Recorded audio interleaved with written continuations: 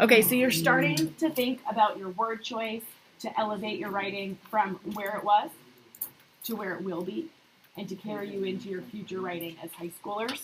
So we've got what I'll call conditionality. There are a variety of verbs that you can choose to fill in the blanks on a sentence like this evidence shows or this line shows. And in fact, in my draft, I used that line several times. This line, where is it? Okay, forget the recording. I'm just going to cancel that. But I did it in my essay. I gave a quote and then I wrote this line shows. And now I want you guys to think about how you can step it up a notch from this line shows. So you've got a word like suggest, a word like show, and a word like prove. I know, it's weird. And I want you to think of the relationship between those words. Suggest is a little bit less than showing. And showing is a little bit less than proving. Can you believe it? I just used math symbols in English class. You know those little symbols, right? Wait, can you put some? No, because suggest isn't equal to showing. It's just less than. Well, then why would you use it in place of another? I'm not going to ask you to use it in place of. I'm going to ask you to decide which word is best. So if you use a quote and it suggests that Scrooge is changing, that's different from a line that shows that he's changing. And that's different from a line that proves he's changing. Suggest is like an implication. And prove is like a fact. So when you're thinking of, this is called rhetoric, by the way. I don't care if you remember that. But it's like a variety of degree. How do you spell it? Rhetoric is like this.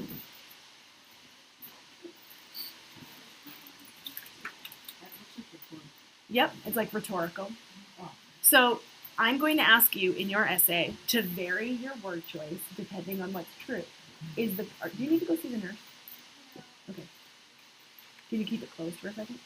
Okay. Is your evidence suggesting, or is it showing, or is it proving? But watch this. There are a variety of words that go in between implication and fact. We've got, you could use hint. Hint is like a suggestion. Where's illustrate? Illustrate is next. Oh my word. Did you already use illustrate? Yeah. Actually, hint or reveal, I would say, is a little bit less than illustrate. And then illustrate. And then demonstrate. And then argue. So it's like this just variety of options for words. And at one point in your writing career, you might have used them interchangeably. Like you might have looked up the word show in the thesaurus and just switched it to illustrate because you thought, oh, that word's longer, it sounds better. But instead of just thinking about words that are longer and sound better, I want you to start thinking about what word is true. Because look at that, how different the word prove is from hint. Hint is like kind of, sort of showing you. Prove is like totally must be right because it proves it. Like think about in a court of law, you're looking for evidence that proves something. Hint is just an idea. So now as you're writing your next draft, I want you to notice what words you use when you've given evidence. And if you didn't do that, if you didn't say like a quote and then back it up right away with a line that does something like this evidence proves, or this text shows.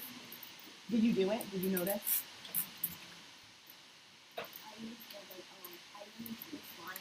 Yeah, because that's what I did, right? This line shows. Yeah. Depict. Okay, that's good. Where would depict go? Depict is kind of close to illustrate. Yeah. Because depict has that picture in it, so it's like showing the picture. So So depict kind of is in the show area. It's a little bit closer to fact than hint or reveal, right? I'm going to challenge you guys to kind of include that in your work. And then when it comes to organizing your essay, I'm not going to tell you the order that you need to include for your paragraphs, but I'm going to suggest, see what I did there? That you have an introductory paragraph, right? You'll have paragraph 1 for the body, paragraph 2, paragraph 3, and then a conclusion, which we haven't even spoken about. I'll ask you to be patient and I'll show you the conclusion tomorrow. Paragraph 1, paragraph 2, paragraph 3. What have you learned in your past writing experience about the order of strength of argument for your body paragraphs? Start with the strongest. What? Start with the weakest argument and then get stronger. Some people do that, or some people say start with your strongest, like make your point really quick in case somebody doesn't read the rest of it, I guess, I don't know, and then get weaker. I'm going to suggest that you go from suggest to show to prove. And I'm only suggesting this.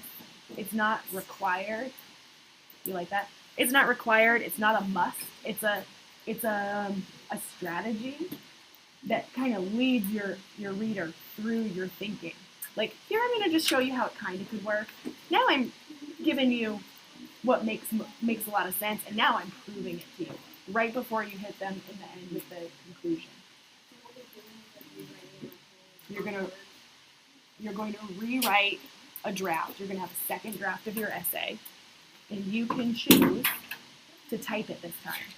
You've got this handwritten draft. You might need to reorganize your paragraphs, and you might want to just type them up to do it. It's up to you. You don't have to do it this way. You could do it from prove to show to suggest. I just want you to think about which order makes sense. If you have a logical order and you carry me as your reader from one paragraph to the next using transition words, then that's fine. There's no right or wrong, in my opinion. Other future English teachers might tell you there's a right or wrong. What if like two of my paragraphs go together? If two of them go together, then your job is to use the transition words to connect them. Like, what would you do? Like, something like, not only that, but also, or to add to that, da-da-da-da-da. So your job is to pick which one goes first, which idea goes first, and then connect it with a transitional phrase. Yeah. My essay, I use like the spirit for each of my body paragraphs. Okay. They go in chronological. Yeah, so sometimes chronological makes the most sense. Even though like number 2 is kind of So what could you do for transition words to kind of illustrate how you're sort of jumping through time in the story? It might make sense for you to help your reader know I'm moving from a different chronological order than the story actually happens in. Yeah. Okay, so on Reddit, I asked for how do you differentiate words? Yes. We need to talk about that. So you're still leaving a big blank space, right? If you want to include Tuesdays with Maury as an idea here, I think I need a little bit more time to think about that. Okay. Please go back. Draft. Off you go.